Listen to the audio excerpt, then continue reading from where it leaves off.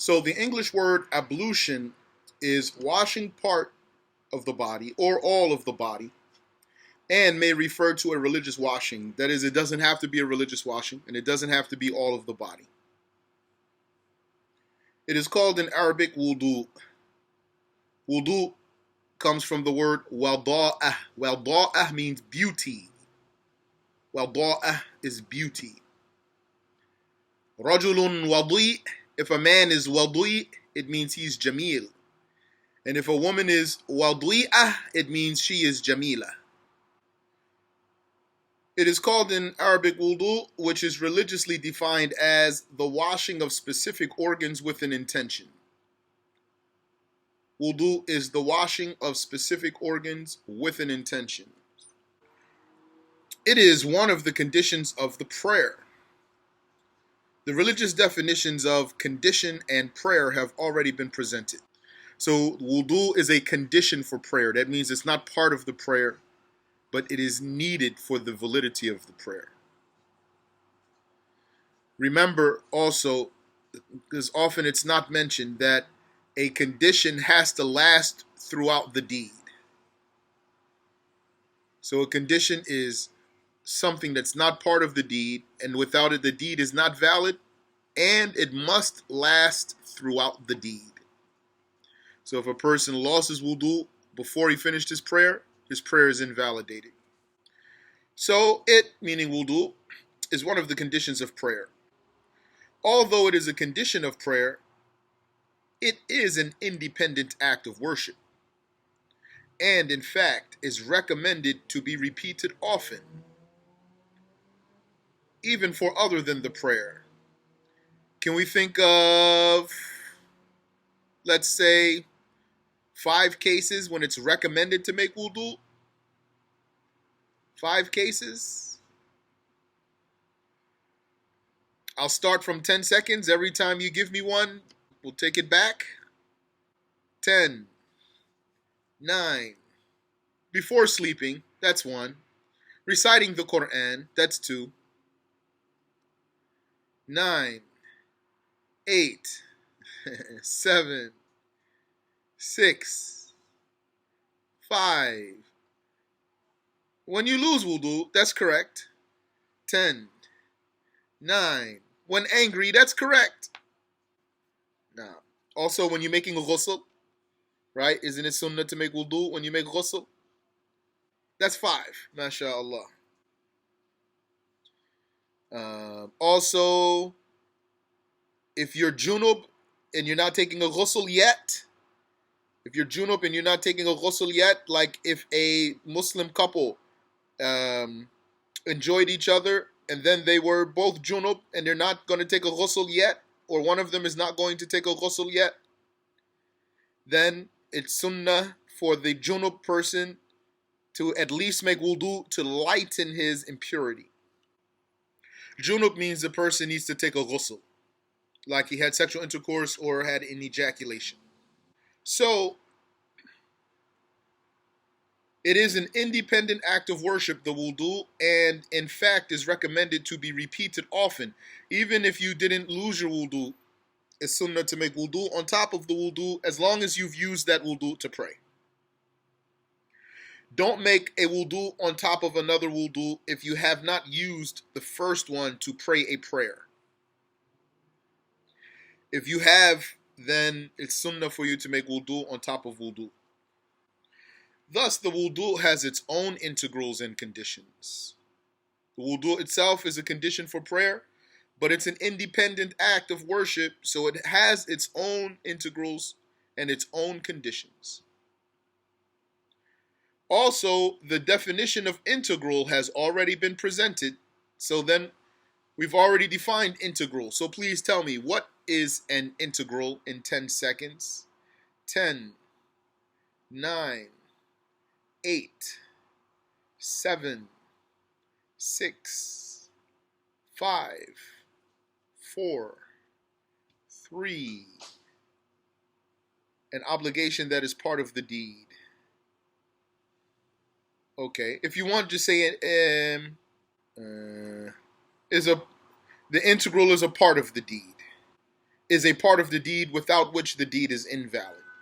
The integral is a part of the deed without which the deed is invalid. The condition is not a part of the deed, but without it the deed is invalid. The integral is a part of the deed, and without it the deed is invalid. So the wudu is a condition of the prayer, not an integral of the prayer, because it's not a part of the prayer. But without it, the prayer is invalid. The wudu has its own integrals. That's what we're going to talk about tonight, inshallah ta'ala. The integrals of ablution are 6 in number according to the school of Imam Ash-Shafi'i. Other schools may count more or less integrals. The first integral is to have in the heart the intention.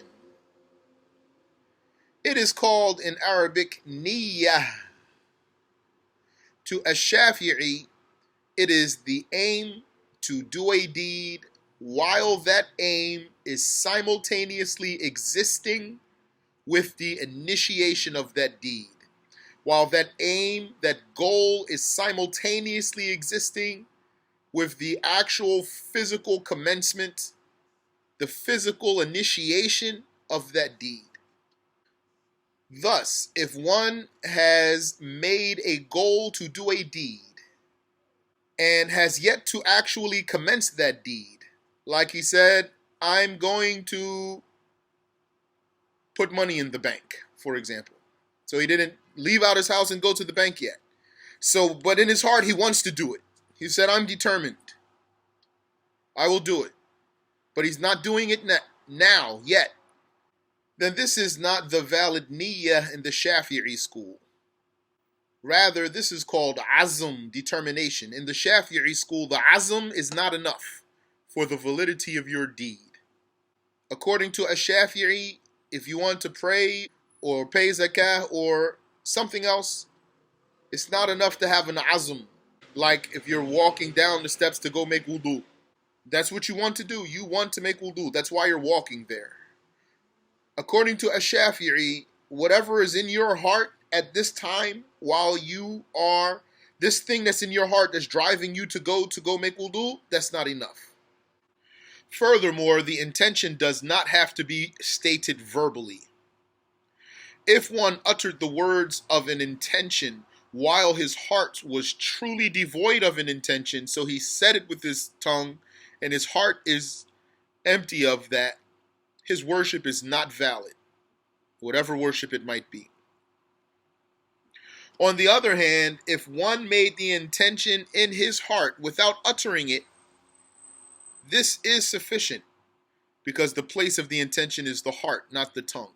The scholar said that it is good to utter the intention along with having it in the heart because pronouncing it assists the heart in preparing it.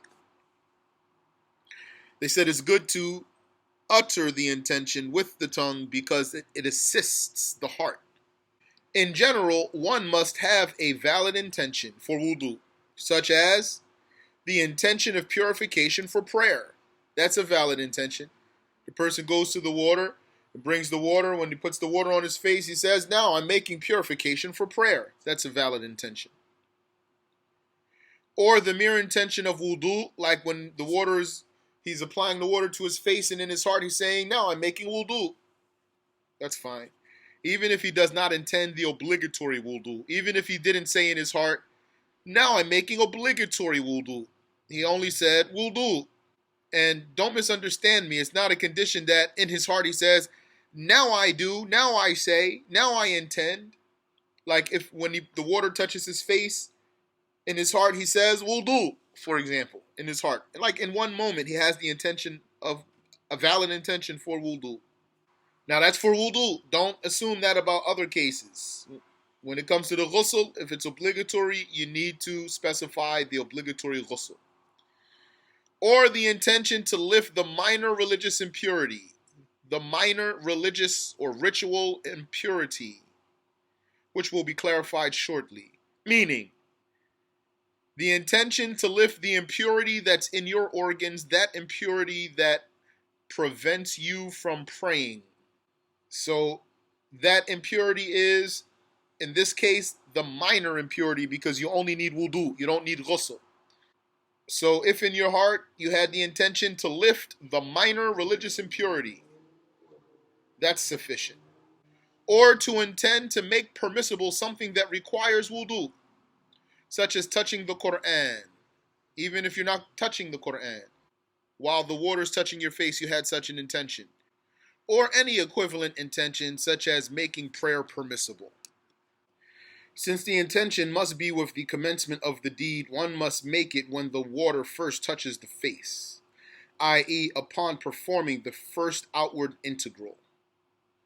The first outward and apparent integral of wudu is washing the face.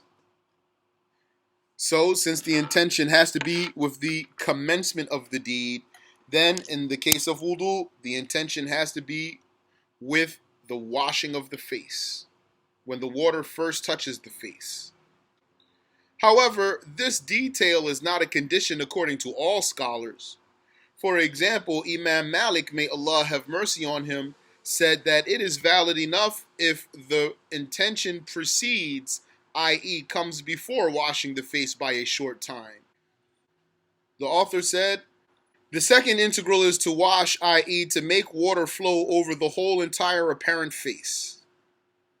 By saying apparent face, we exclude the inner mouth, inner eyelids, and inner nostrils, as they are not obligatory to ash-Shafi'i. The inner nostrils and the inner mouth, those are not obligatory according to ash-Shafi'i. As for the inner eyelids, I've never heard of anyone who said that you have to do that. Rather, one washes what appears of the lips if he were to close them normally, and what appears of the nose. What appears? When we say what appears, then for example, if his nose was cut off, or if one's lips were cut off, then how much does he wash? Whatever appears. That's it. He doesn't have to do the inside. However, intentionally skipping the mouth and nose before washing the face is disliked. So it's sunnah for you to scoop the water into your mouth, sip it into your mouth, and sniff it into your nose before washing the face. It's disliked to skip that. The face's limit, lengthwise, starts from the normal hairline. This excludes the receded hairline and the hairline that grows into the forehead, like what some call the widow's peak, that hairline that goes down pointy in the middle of the forehead, for example. Therefore, if one's hairline grew into his forehead, he must wash through it up to where a normal hairline starts. Any of that hair that's on his forehead, then he has to wash that. It got inside, that's now hair that's inside the boundary of his face. If his hairline was receding, he only has to wash to where a hairline normally grows, and he does not have to wash the top of his head, except for a minute amount that goes beyond the hairline by even as much as the amount of a fingernail, to assure that he washed all of the obligatory amount. So that washing a little bit, even as much as the amount of a fingernail beyond the boundary, that's not specific to the face. That's for all the parts of wudu. So when you wash your face in wudu, you need to go past the boundaries a little bit, even as much as a fingernail, to make sure you got everything.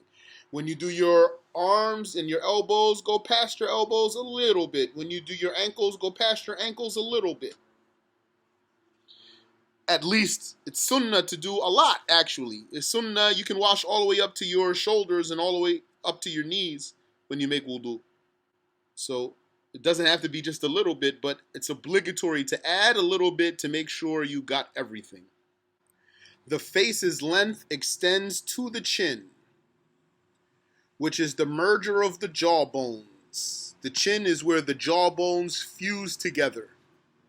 One must go slightly beyond the chin to assure washing all of what is obligatory. That means the washing needs to go into his neck a little bit, because what's below the chin is the neck. That's why when the woman covers with her khimar, she needs to pull that part she needs to cover up to her chin. That flesh that's under her chin, that's part of the neck, not part of the face. So it needs to be covered. And its limit width-wise is from the base of one ear, not including the ear itself, and extends to the other ear. As for the ear itself, it is part of the head, as mentioned in a hadith. However, one must wash part of the ear to assure including all the obligation. So washing the ears is not obligatory. This is including washing all the 14 different groups of facial hair, because they are from the face. The meaning here is that one must wash all of these facial hairs that will now be mentioned, even if they extended beyond the face. Even if they extend beyond the face means, if, for example, you have a mustache and your mustache just goes all the way out, and you can grab the tips of your mustache and twirl them as a good guy Muslim, not a bad guy. So that's what it means, that it goes beyond the face. So this is including washing all the 14 different groups of facial hair, because they are from the face. The meaning here is that one must wash all of these facial hairs that will now be mentioned, even if they extend beyond the face. So if you had such a mustache when you make wudu, you need to make sure you wash the whole mustache. And must penetrate all the way down to the skin, even if that hair was thick. Not talking about the beard yet, other than the beard. So even if it was thick, you need to make sure the water gets through to the skin. If it was thick, the water has to get through to the skin. And if it goes beyond the face, the water, you need to wash all of it, and the water needs to get down to the skin. The beard has its own judgment. We're going to come to it, inshallah. The meaning here is that one must wash all of these facial hairs that will now be mentioned, even if they extended beyond the face, and must penetrate all the way down to the skin with the water. The washer must do that, even if that hair was thick. They are: 1, the mustache, which is the hair that grows over the upper lip. So if that hair was thick, so thick it tickles your nose, you need to wash through it down to the skin. And if it goes out beyond your face, you still need to wash all of it. The anfaqah, which is the tuft that grows below the lower lip. Same thing. If it was so thick, you need to wash through it down to the skin. Or if it goes beyond the face. 3 and 4, the 2 eyebrows, which are the 2 strips of hair that grow over the eyes, i.e. between the eyes and the forehead. 5 through 8, the 4 rows of eyelashes, which are the hairs that grow from the edges of the eyelids. 9 and 10, the sideburns, which are the 2 strips of hair that grow beside the ears, so they run alongside the ears, from the temple to the jawbone. Not to the chin, just to the jawbone, where the hinge is, where your jaw can move. Let the woman who has long hair be mindful of her long sideburns that she may tuck behind her ears. Since it is facial hair, she must wash all that hair, even though it extends beyond the limit of the face, down to the skin. Thus, let her pull it out from behind her ears when making wudu. 11 through 12, the cheek hairs, which are the tufts that grow on the cheeks. 13 and 14, the sibalan, which are the 2 strips that descend from the edges of the mustache toward the chin. So you know you have your mustache, it goes to both extremes of your lips. Then the hair that goes from the edge of the mustache on both sides, it goes down towards the chin. That's called as-sibalan, the two sibals. And this is including all the skin of the face, including what is beneath those facial hairs as just mentioned. But there is an exception to the skin and facial hairs that were just mentioned, which is that it is not obligatory to wash the inner part of the man's thick beard. Unlike the other hairs, it is obligatory to wash the inner part even if they're thick. For the man's thick beard, it's not obligatory to wash the inner part down to the skin. Rather, it is obligatory to wash the outer thick beard, i.e. what appears, that which appears. It is, however, recommended for the man to wash through his thick beard. It is recommended to insert the fingers into the beard from beneath with his fingers open. He has his fingers open, and then from underneath he takes his hands up and lets the water run through down to the skin like that. That's sunnah, not obligatory if the beard is thick. It is recommended to insert the fingers into the beard from beneath. As for the thick beard of the woman, it is obligatory on her to wash through it down to the skin because of its rarity. That is, for a woman to have a thick beard is so rare that there's no judgment, there's no special judgment for her in this case. It's like she doesn't have it. Similar to the woman in this is the hermaphrodite. So also if a hermaphrodite had a thick beard, then the hermaphrodite has to wash all the way through, down to the skin. Question? Yes. I don't know. Yani, I'm not saying if she's allowed to grow the beard or she's not. But if she had one, then she has to wash through it. That's the rule in wudu. What is meant by the English word beard in this context is inclusive of three groups of hair. One, the chin hair, and this alone is what is the true literal meaning of the Arabic word lihya, beard, the chin hair. That's why they say the billy goat, he has a lihya. He does have a lihya, if you've ever seen. And 2 and 3, the hair that lines the two jawbones. They are called the two arids. Do not confuse them with the sideburn. So the sideburn goes from the temple to the jaw, to where the hinge of the jaw is. Then from the jaw, along the jawbone down to the chin, that's called arid. In the Arabic text, the Sheikh explicitly mentions all three of these hair groups, meaning if you were reading the Arabic summary of obligatory knowledge, the Sheikh says the lihya and the two arids. That's what he says in the Arabic. The Sheikhs who translated the mukhtasar from Arabic into English, they only used the English word beard, the man's thick beard. So, that English word beard, the explanation of it is the chin hair and the two strips of jawbone hair. As you can see, the total number of facial hair types is 17. We started with 14. We said all those 14, you have to wash through them, even if they're thick. And you have to wash through them, even if they go beyond the face. Now, after that, there's 3 more.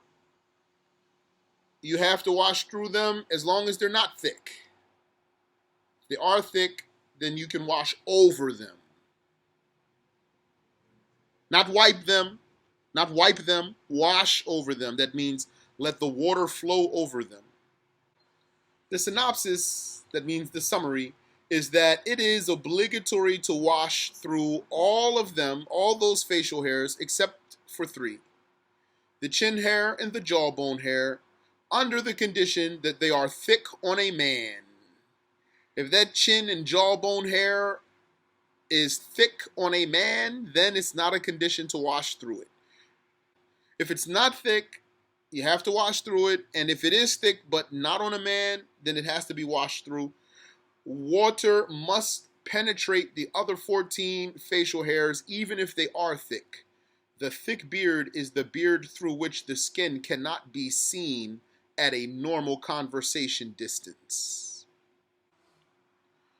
3. The third integral is to wash the hands from the tip of the middle finger and under the nails and through the forearms all the way up to and including the elbows, which are the joints that connect the forearm to the upper arm.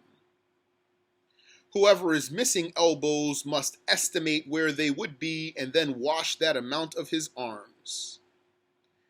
And it is obligatory to wash whatever is on them, i.e. the hands and forearms, such as hair, even if it is thick, or extra skin, extra fingers, scabs, etc. You need to wash all of that.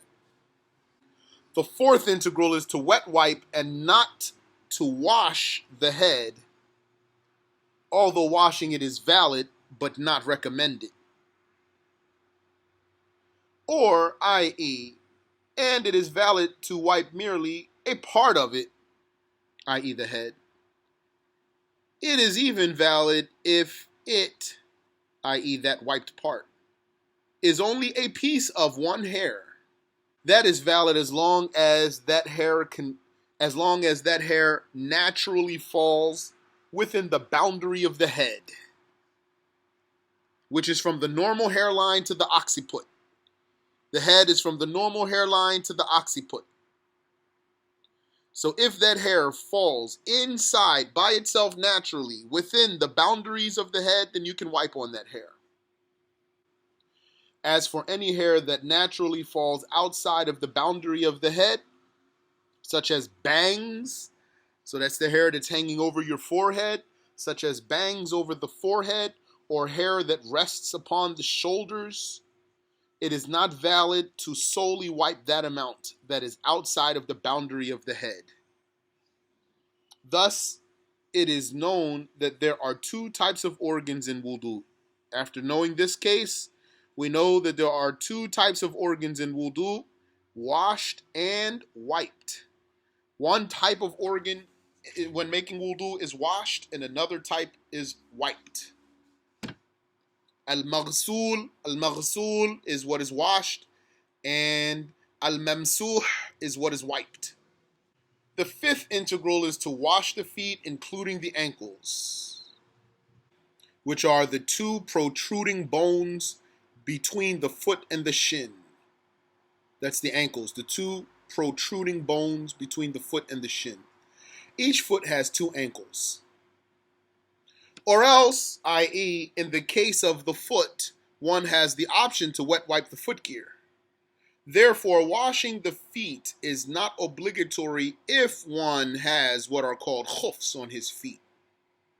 However, one can only wipe upon them instead of washing the feet when the conditions of the foot gear are fulfilled.